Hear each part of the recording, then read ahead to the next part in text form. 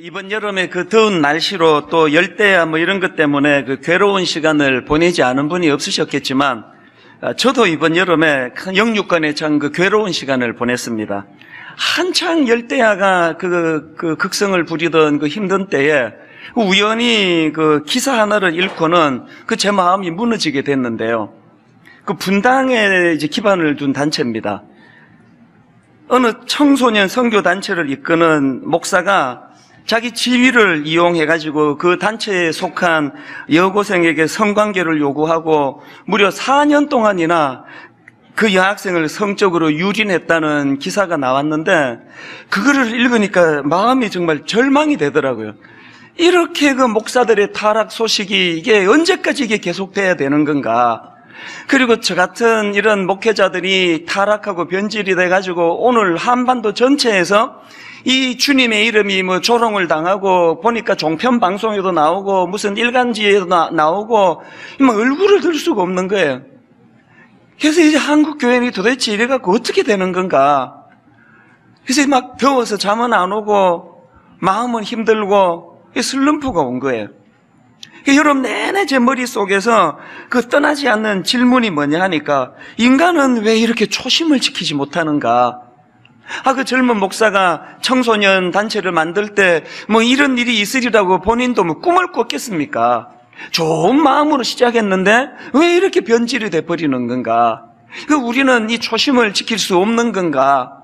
이런 참 가슴 아픈 질문을 던지면서 꽤 긴 시간 동안 슬럼프에 빠졌는데요. 이런 저를 하나님께서 불쌍하게 보시고 대안으로 말씀을 하나 주셨는데, 그게 오늘 본문 미가서 6장 8절 말씀입니다. 사실 오늘의 이 본문 말씀의 배경도요, 가나안에 진입한 이후에 이스라엘 백성들이 초심을 지키지 못해가지고 변질되고 그 타락해버린 그 현실에서 나온 말씀이거든요. 그런 타락한 현실 속에서 하나님께서 대안으로 주신 말씀이 이게 미가서 6장 8절이니까 오늘 우리 현실하고 이것이 참 잘 맞는다는 생각을 하고 오래 이 말씀을 읽고 묵상하고 또 자료도 찾아보고 그런 시간을 보냈습니다. 그래서 저는 오늘 2학기가 시작되는 이 시점에서 이제 이 본문 말씀을 가지고 우리가 변질되지 않기 위해서, 우리가 초심을 지키기 위해서 꼭 기억해야 될 몇 가지 포인트를 이제 이 본문에서 발견하고 나누려고 하는데요. 이걸 이제 질문 형식으로 제가 한번 만들어 봤습니다. 첫째로 우리가 살펴봐야 될 것은 이 행위에 관한 문제인데요. 나는 하나님의 뜻에 맞게 행동하고 있는가? 이 질문을 자꾸 던져야 된다는 겁니다. 나는, 예수 믿는 나는 하나님의 뜻에 맞는 행동을 하고 있는가? 오늘 본문 8절에 정의를 행하며라는 말씀이 나오지 않습니까? 8절을 보십시오. 사람아, 주께서 선한 것이 무엇임을 내게 보이셨나니 여호와께서 내게 구하시는 것은 오직 정의를 행하며. 여기 나오는 정의는 히브리어로 미시파트라는 단어인데요. 이 미시파트라는 단어는 올바른 행동 혹은 합당한 생활 방식, 이렇게 해석할 수 있는 단어입니다. 그러니까 이 8절에 나오는 오직 정의를 행하며라는 이 말씀은 직역하자면은 믿는 자로서 마땅히 실천해야 될 행동을 설명하는 거예요. 우리 질문해야 됩니다. 나는 크리스천으로 마땅히 실천해야 될 행동을 행하고 있는가? 저는 모태신앙이니까요. 어릴 때부터 교회를 다녔는데, 제가 중고등학교 다닐 때는 애들이 막 자꾸 놀리는 거예요. 아주 듣기 싫은 그 놀리는 게 뭐냐 하니까, 예수쟁이들은 입만 살았대요. 입만. 말만 잘 안 되는 거예요. 그러면서 이게 또 막 발전을 해가지고, 이 예수 믿는 것들은 입만 살아가지고, 물에 빠져도 입만 동동 뜰 거라고 막 그런 놀림을 막 하더니, 또 이게 막 또 계속 또 발전을 해가지고, 나중에는 이게 어디까지 이제 업그레이드가 되느냐 하니까, 예수 믿는 것들은 물에 빠져도 이제 입은 안 뜬다. 왜? 물에 빠진 그 사이에 그 물고기들하고 대화 나누느라고 이제 입이 더 이상 안 뜬다. 막 이런 조롱 섞인 이제 비아냥거리는 이야기들을 많이 들었거든요. 정말 듣기 싫은 게 그런 말이었습니다. 그러면서도 우리가 이런 비아냥거림을 당하게 된 이 원인을 우리가 제공한 거 아닙니까? 오늘 우리가 하나님 앞에서 말이 아니라 뭐 다락방 같은 거 할 때 막 정의 외치면서 우리 청년들 그 성경 공부 GBS 할 때 보면은 막 천사의 말이 오가는데요. 본문에서 요구하는 정의는 그런 게 아니에요. 여러분, 오늘 본문에 나오는 이 미시파트라는 단어의 특징이 뭔가 하면은요, 이 미시파트라는 단어는 반드시 행하다라는 단어와 쌍으로 나온다는 거예요. 이 미시파트는 말로 하는 게 아니에요. 그 행함으로 나타날 때 이것이 정의가 될 수 있다는 거 아닙니까? 그 이런 부분에서 오늘 우리가 좀 뭔가 반성할 게 많은 것 같은데요. 오늘 우리 스스로가 이렇게 초심을 지키지 못하게 하는 요인이 여기에 있는 거 아닙니까? 지난주에 그 원로 목사님 되시는 김명영 목사님 말씀을 어떻게 여러분 보셨습니까? 제가 여름에 설교를 이제 몇 주 쉴 때 다른 교회 담임 목사님을 모시는 일은 참 어렵잖아요. 다 자기들 교회 설교를 해야 되니까. 그래서 주로 이제 신학교 교수라든지 기관 사역을 하시는 분들을 모시는데요. 제가 가끔씩 원로 목사님을 모시는 이유를 여러분 아십니까? 제가 원로 목사님들을 모실 때마다 마음에 소원이 하나 있습니다. 하나님, 다음 주일 우리 원로 목사님이 말씀을 전하실 때 우리 성도들이 그 바다 적을 끓이만 찾는 설교가 아니고 저 어른의 평생의 삶을 좀 들여다볼 수 있기를 원합니다. 저는 그런 면에서 지난 주일 김명림 목사님 말씀이 뭐 화려한 미사 여구를 동원하는 것도 아니고 내용이 막 그냥 막 노트를 빡빡하게 채울 거리는 아니라 할지라도 어떤 예배 때보다 저는 은혜를 많이 받았습니다. 소원이 생기더라고요. 하나님, 저도 저 목사님처럼 저렇게 아름답게 늙어가게 해주시기 원합니다. 그 목사님이 목사님으로서 뭘 명예를 탐하고 물질을 탐하고 그런 삶을 산 게 아니라 어떻게 해서든지 목사로서의 하나님 앞에 그 드려야 될 삶, 오죽하면은 그 안기부 그 중앙정보부에 끌려가가지고 고문을 당하면서도 어떻게 하면은 주일 이 성수를 잘 지킬 수 있을까? 다음 주일 성도들에게 어떤 말씀으로 내가 은혜를 끼칠까? 그런 간증들이 너무 은혜가 되는 거 아닙니까? 그러고 보니까 우리 김명영 목사님 같은 이런 어른들이 평생토록 변질되지 않을 수 있었던 근본적인 이유, 원인이 어디에 있냐 보니까 하나님의 말씀을 말씀대로 살려고 애쓰는 이 삶에 대한 몸부림, 이것이 변질을 막으려는 거 아닙니까? 근데 여러분, 여기서 이 미시파트라는 단어에 대해서 주의해야 될 게 뭐냐면요, 여기 나오는 오직 정의를 행하며라는 이 말씀은요, 김명현 목사님이 보여주신 것처럼 하나님을 향해서도 이것을 행해야 되지만 그것으로 국한되는 단어가 아니에요. 자, 미가서 3장 1절을 한번 보십시오. 내가 또 이르노니 야곱의 우두머리들과 이스라엘 족속의 통치자들아, 들으라. 정의를 아는 것이 너희의 본분이 아니냐. 여기 나오는 정의도 미시파트거든요. 그런데 지금 이 미시파트라는 단어가 쓰여진 미가서 3장 1절 이후의 말씀을 흐름을 한번 보십시오. 2절부터 너희가 선을 미워하고 악을 기뻐하여 내 백성의 가죽을 벗기고 그 뼈에서 살을 뜯어 그들의 살을 먹이며 그 가죽을 벗기며 그 뼈를 꺾어 다지기를 냄비와 소울 가운데에 담을 고기처럼 하는도다. 지금 이 내용이 어떤 내용들입니까? 당시 지도자들이 사회적인 약자들을 보호하기는커녕 약탈하고 수탈하고 빼앗는 이런 짓을 하는 것을 지금 비아냥거리며 기록한 말씀 아닙니까? 이 내용에 지금 정의를 뜻하는 미시파트가 나온다는 게 뭘 의미하겠습니까? 우리가 오늘 이 자리에 모여서 하나님께 예배를 드리는 이 행위적인 드림도 너무너무 아름다운 미시파트지만요, 엿새 동안에 우리의 삶 가운데 내가 발견한 우리 이웃들의 연약한 사람, 연약한 이웃들의 모습, 그들의 모습을 보듬고 섬기고 돌보는 것도 이게 정의라는 거, 이 미시파트예요. 제가 계속 부탁하지만 여기 집 한 두 채 이렇게 갖고 계셔가지고 한 채는 그 전세 놓고 하시는 분들 정말 여건이 너무 어렵지 않은 전세값 올리지 않으시면 좋겠습니다. 지금 우리 여기 총각들이요, 결혼할 여자가 있는데 2년, 3년 장가를 못 가요. 전세값이 너무 비싸가지고. 이런 나라가 어디 있습니까? 막 그냥 오늘 우리 집 두 채 가진 분들이 엄청 은혜 받고 저한테 와가지고, 목사님, 내가 우리 집 한 채 그냥 공짜로 우리 장가 가려는 사람한테 좀 내놓겠습니다. 이런 분이 나오기를 주님 이름으로 축복합니다. 불행하게도 14년 동안 한 분도 안 나왔습니다. 정의를 행한다는 건 하나님에게만 향하는 게 아니에요. 예수 믿는다 그러면, 장로라 그러면, 목사라 그러면서 연약한 이웃에 대하여 착취하고 연약한 이웃의 눈물을 외면하고, 그 정의가 아니에요. 제가 이 설교를 딱 준비하고 있는데 참 공교롭게도 우리 교회 홈페이지에 그 글 하나가 올라왔더라고요. 제목이 이렇습니다. 감사의 말씀을 전하고 싶습니다. 깜짝 놀랐던 게요, 이 글 쓰신 분은 크리스찬이 아니에요. 예수 안 믿는 분이 교회 게시판에 찾아와서 자기 그 교회 우리가 그 등록이 안 되면은 글을 못 쓰잖아요. 그 등록을 하면서 쓰고 싶었던 글이 감사의 말씀을 전하고 싶습니다. 이게 무슨 내용인가 보니까요, 이분이 지금 만성 신부전으로 신장 이식 수술을 해야 되는데 수술할 돈이 없는 거예요.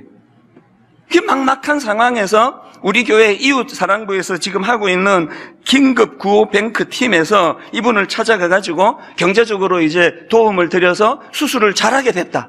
너무 기뻐가지고 우리 교회 홈페이지에 감사도 글을 올린 거예요.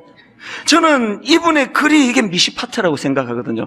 너무 기뻐가지고요, 제가 이웃사랑부 담당 목사님에게 메일을 보냈습니다. 긴급 구호 뱅크 현황을 나한테 좀 보고해달라. 이 담당 목사님이 메일을 보내왔는데 제가 신선한 충격을 받았습니다. 지금 우리 긴급 구호 뱅크 시작한 게 만 2년도 안 되잖아요. 그런데 여러분, 만 2년도 안 되는 그 기간 안에 현재까지 들어온 헌금이요, 8억 2천만 원이 넘는다는 거예요. 더 감사한 게 뭔지 아십니까? 유력한 부자 몇 분이 탁출한 게 아니에요. 무려 2,757명이, 어떤 분은 몇 천 원에서부터 시작해가지고 몇만 원으로부터 시작해가지고 십시일반 해가지고요, 이렇게 모아진 긴급구호 뱅크 자금을 가지고 다문화 가정, 또 미혼모, 사회적으로 어려움을 겪고 있는 약자들에게 무슨 비용을 빌려주고 비용을 마련하고 수술할 수 있도록 돈을 제공하고 이러는 일들이 이 개미 군단의 헌금으로 이루어지고 있다는 것, 이게 바로 오늘 본문이 말하는 미시파트, 하나님이 원하시는 정의를 행하는 거 아닙니까? 이런 이웃을 돌아보고 하나님을 향하여 마땅히 해야 될 일들을 몸부림치는 사람에게는 변질은 일어나지 않을 줄로 믿습니다.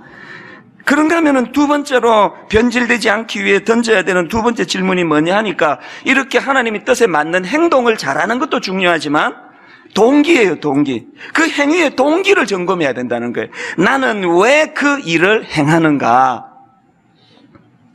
8절에 인자를 사랑하며 이런 말씀이 나오지 않습니까? 사람아, 주께서 선한 것이 무엇임을 내게 보이셨나니 여호와께서 내게 구하시는 것은 오직 정의를 행하며 인자를 사랑하며. 여러분, 여기 나오는 인자는 여러분 귀에도 익숙한 단어예요. 헤세드라는 말 들어보셨죠? 이 헤세드라는 단어의 뜻이 중요한데요, 여러분이 잘 아시는 대로 이 헤세드가 위에서 아래로 하나님이 우리 인간에게 흘려 보내주시는 차원으로 헤세드가 사용되면 이 단어는 은혜, 은총, 자비, 이런 뜻으로 번역이 되는 단어예요. 그런가 하면 이 헤세드가 아래에서 위로, 우리 인간이 하나님께로 올려드리는 차원에서 헤세드가 쓰여질 때는 이 단어가 충성, 충정, 이런 뜻으로 번역이 된다는 거예요.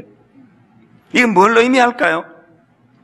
앞에서 제가 설명해드린 오직 정의를 행하며가 행동에 무게중심이 있는 단어라면, 그 다음 나오는 인자를 사랑하면은 그 행동이 가능하게 한 동기에 무게가 있는 단어라는 거예요.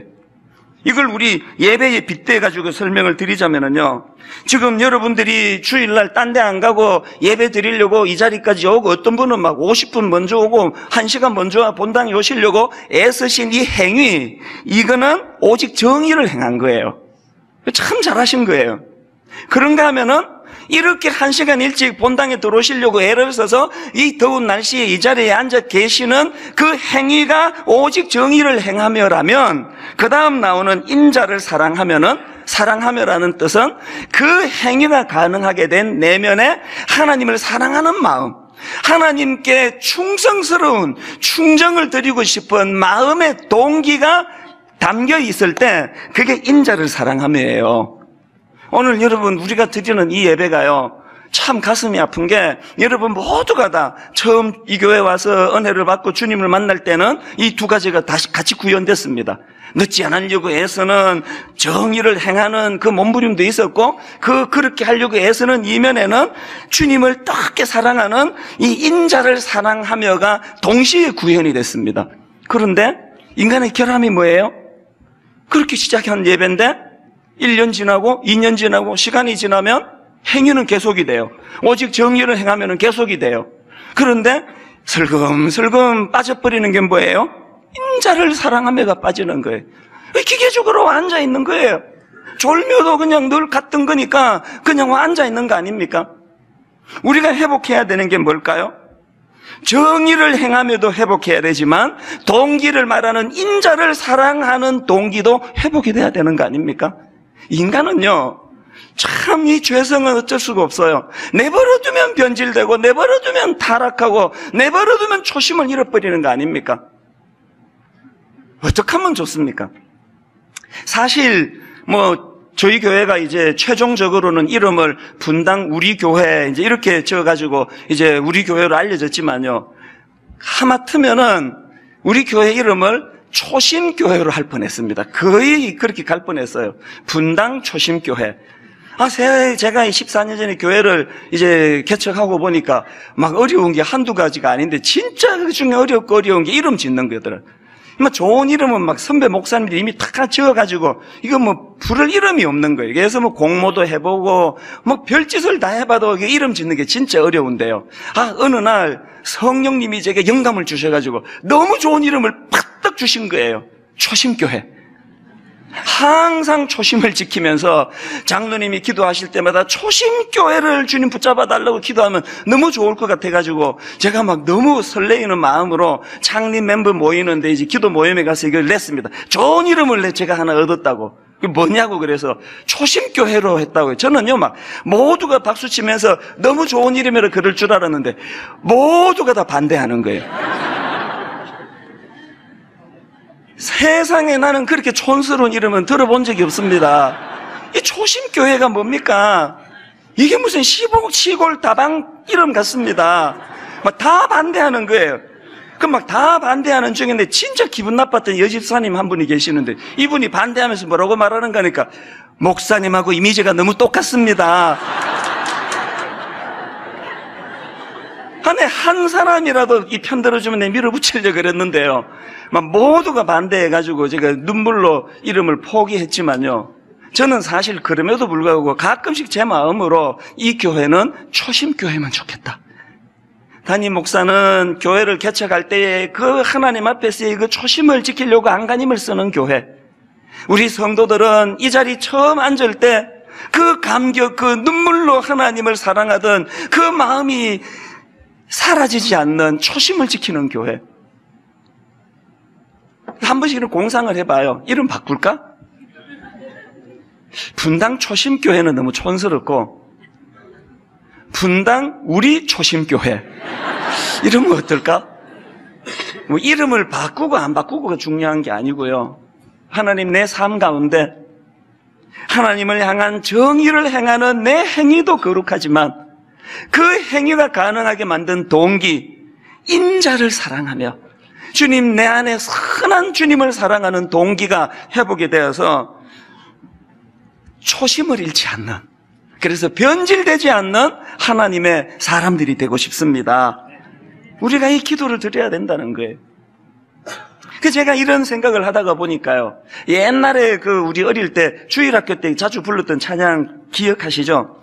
아름다운 이야기가 있네, 구세주의 사랑 이야기, 영광스러운 보좌 떠난 걸음, 나와 같은 죄인 구하러 날 구원해 주신 그 주님의 십자가 은혜가 감격스러운 노래도 경쾌해요.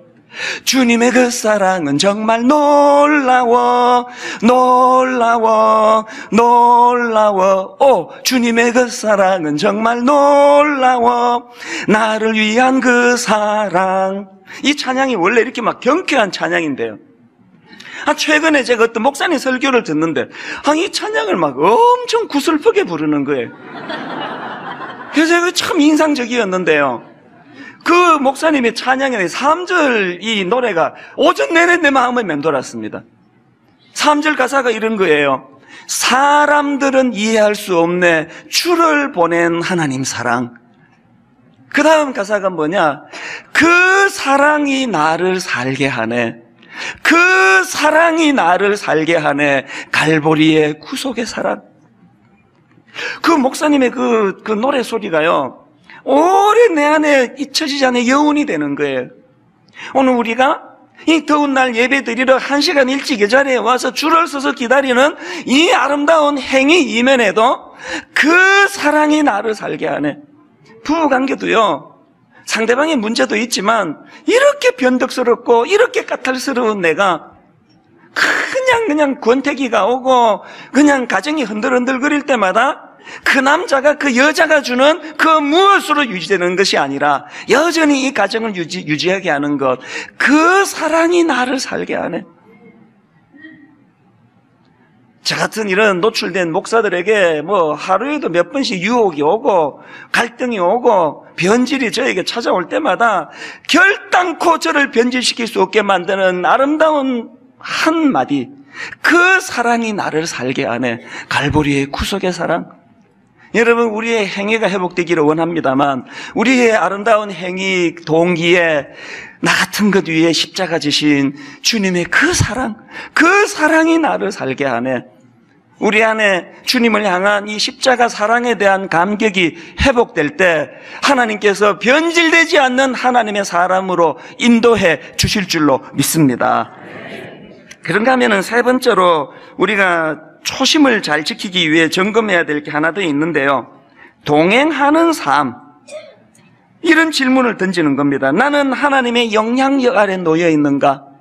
오늘 이 8절 말씀의 결론이 어떻게 내려집니까? 사람아, 주께서 선한 것이 무엇임을 내게 보이셨나니 여호와께서 내게 구하시는 것은 오직 정의를 행하며 인자를 사랑하며, 그 다음 보세요, 겸손하게 내 하나님과 함께 행하는 것이 아니냐. 여러분, 여기 나오는 겸손하게 내 하나님과 함께 행하는 것이 아니냐가 구현되지 않으면 그 앞에 나오는 정의를 행하는 것도 없습니다. 인자를 사랑하는 동기도 없습니다. 주님과 동행하는 삶, 주님의 영향력 아래 놓여 있는 삶. 인간은요, 어쩔 수 없어요. 누군가에게는 영향을 받으며 살아가는 거 아닙니까? 이번 여름에 막 왜 이렇게 더웠는지, 내 진짜 56년 살면서 이렇게 더운 건 나 처음이에요. 그래서 제가 막 너무 더울 때는 이건 누진세 없애는 정당에 내 표 찍는데 그런 생각까지 했습니다. 막 더워 죽겠는 거예요.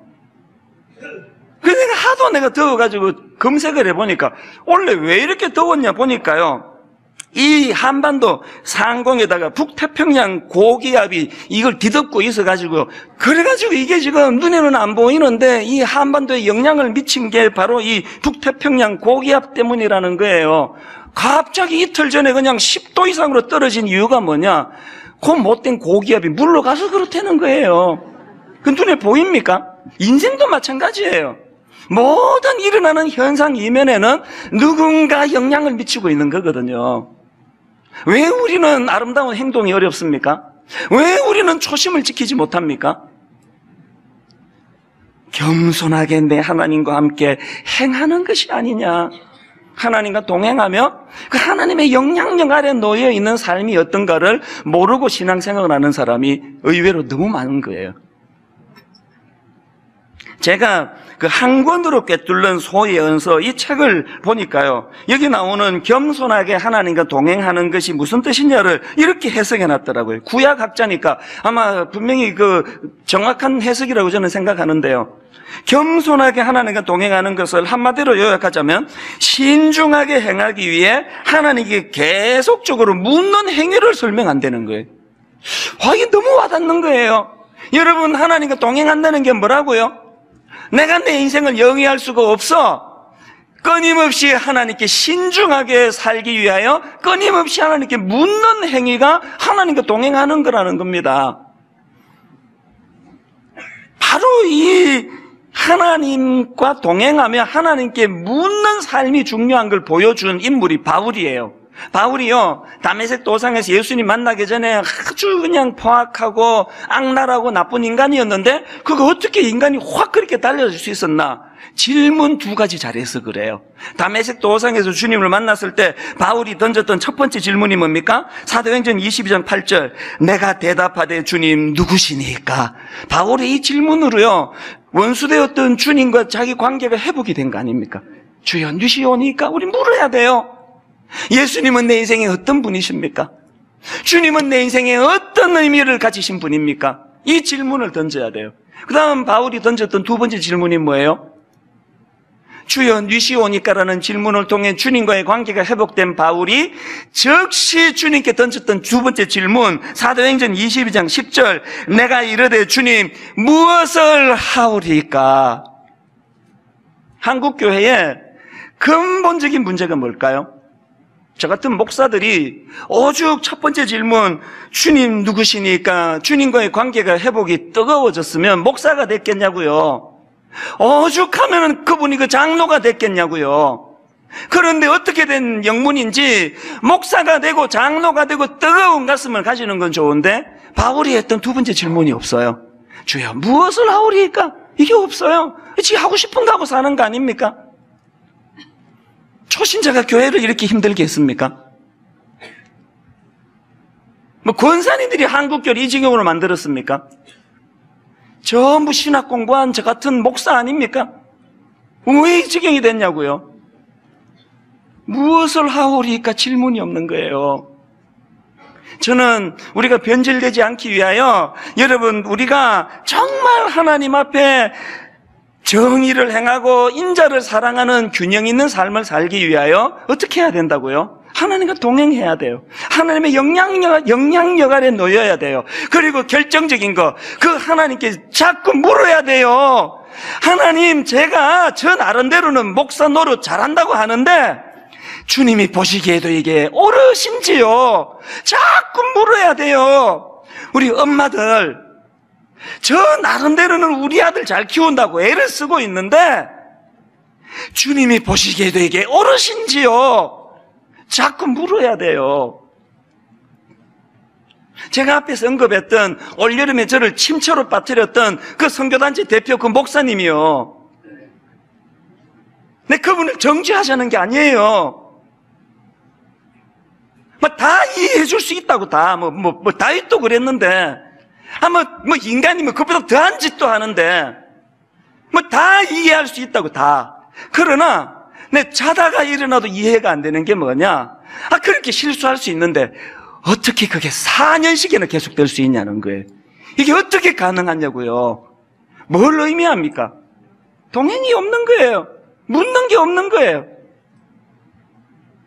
저는 오늘 그 목사님에게 포커스가 있는 게 아니고 두려움을 가지고 저와 여러분에게 점검하기 원하는 거예요. 제가 참 가슴이 아픈 게요. 그 목사가 그런 수치의 자리에 누가 그것을 까발켜가지고 수치의 자리에 빠지기 한 달 전에만 자복하고 하나님 앞에 가슴을 쥐어뜯으며 회개의 자리로 나가고 당사자 찾아가 무릎 꿇고 용서를 빌고 그랬더라면 이런 절망적인 수치는 피했을 거 아니냐고요. 이제 그 목사님은 더 이상 기회가 없습니다. 목사 면직당했습니다. 그러나 여러분 저 아직 기회 있습니다. 여러분 아직 기회 있습니다. 여러분 하나님 앞에 청산해야 될, 여러분 사람에게 수치당하기 전에 하나님 앞에 부르짖고 용서를 구해야 될 어떤 문제가 있습니까? 안 떠오르시죠? 물으셔야 돼요. 주님, 내 인생에 무엇이 주님 앞에 회개해야 될 문제인지 가르쳐 주시기 원합니다. 물어야 돼요. 물어야 돼요. 저는 한 몇 주 동안에 그 선교단체 대표를 생각하고 그를 위해 기도하고 그 단체를 위해 기도하면서 계속 그 마음이 그쪽으로 쏠려가지고요. 그 단체에서 했던 자료도 찾아보고, 왜? 분당 우리 교회 중고등부 애들도 많이 거기 참여하거든요. 그랬더니 구호가 너무 멋진 거예요. 나를 개혁하고 세상을 변화시키자. 야, 나 이렇게 멋진 구호를 내가 본 적이 없습니다. 청소년들에게 나를 개혁하고 세상을 변화시키자. 참 감사하게도요, 실제적으로 그 단체에서 이 구호를 외치면서 청소년들을 가르쳐가지고 많은 학생들에게 변화가 일어났다는 거예요. 많은 학생들이 자기를 개혁하고 세상을 변화시키고자 하는 꿈을 품게 됐다는 거예요. 너무너무 감사한 일 아닙니까? 문제가 뭐예요? 많은 자기 목소리를 듣고 영향을 받는 많은 청소년들은 거기에 영향을 받는데 정작 그거를 외치는 자기는 자기를 개혁하지 못한 거 아닙니까? 이게 오늘 한국교회? 아니요. 이게 오늘 분당 우리 교회 모습은 아닙니까? 저는 이 구호가 사라지지 않았으면 좋겠어요. 우리가 계승했으면 좋겠어요. 나를 개혁하고 세상을 변화시키자. 그런데 여러분, 나를 개혁하고 세상을 변화시키자고 제가 소리치기 위해서는 먼저 제가 개혁이 돼야 되는 거 아닙니까? 제가. 오늘 여기 아들을 놓고 딸을 놓고 눈물로 자녀 교육을 애쓰시는 분, 저는 여러분의 가정에 여러분 아들이, 여러분의 딸이 자기를 개혁하고 세상을 변화시키는 인물이 됐으면 좋겠습니다. 진짜 그랬으면 좋겠는데요. 그 일이 가능하려면 어떻게 해야 돼요? 부모인 자기가 먼저 자기를 개혁해야 되는 거 아닙니까? 뭐 어떻게 하면 개혁이 된다고요? 오늘 저는 이 본문 말씀을 묵상을 하면서 시제가 참 제게는 감동이 돼요. 또 이게 또 저에게 인상적이에요. 이 8절을 시제를 중심으로 다시 한번 제가 설명드리려고 하는데요. 그 앞에 나오는 사람아 주께서 선한 것이 무엇임을 내게 보이셨나니, 여기 할 때 그 보이셨나니는 시제로는 완료형이에요. 완료형. 그리고 그 다음 나오는 여호와께서 내게 구하시는 것은, 그러면서 세 가지를 설명하시는데, 내게 구하시는 것은 할 때 구하는 것은 현재형이에요. 이게 뭘 의미할까요? 이미 하나님께서는 우리가 선한 삶을 살기 위하여 알아야 될 모든 걸 이미 다 가르쳐 주셨다는 거예요. 이미 다 가르쳐 주셨어요. 그리고 그것을 가르쳐 주신 사람들에게 하나님이 현재적으로 끊임없이 요구하는 게 뭐라고요? 네가 안대로 살라라고 끊임없이 요구하신다는 거예요. 주일날 여러분이 오늘은 내가 무슨 깨달음을 얻을까? 오늘 노트 몇 장을 내가 받아 적을 거리가 있나? 오늘 말씀은 얼마나 신령하고 깊나? 이 생각부터 다 내려놔야 돼요. 뭘 더 깨달으려고 그러세요? 뭘 또 받아 적어서 여러분 몰랐던 거를 여러분 알아가려고 애쓰시느냐고요. 이미 완료형, 하나님이 이미 여러분이 이 땅을 살아가기에 알아야 될 모든 걸 다 가르쳐 주셨어요. 노트 필기하는 것도 너무너무 소중하지만 이미 알게 된 그 말씀을 하나님이 우리에게 끊임없이 여호와께서 내게 구하시는 것은 오직 정의를 행하고 인자를 사랑하며 겸손히 내 하나님과 함께 행하는 것이 아니냐. 결론을 맺으면서요, 이번 여름 내 인생의 최악의 절망적인 여름을 보냈는데요, 생수같이 기쁜 일이 하나 있었습니다. 제가 7월 말에 LA에서 부흥의 집회가 있어가지고 이제 출국을 했습니다.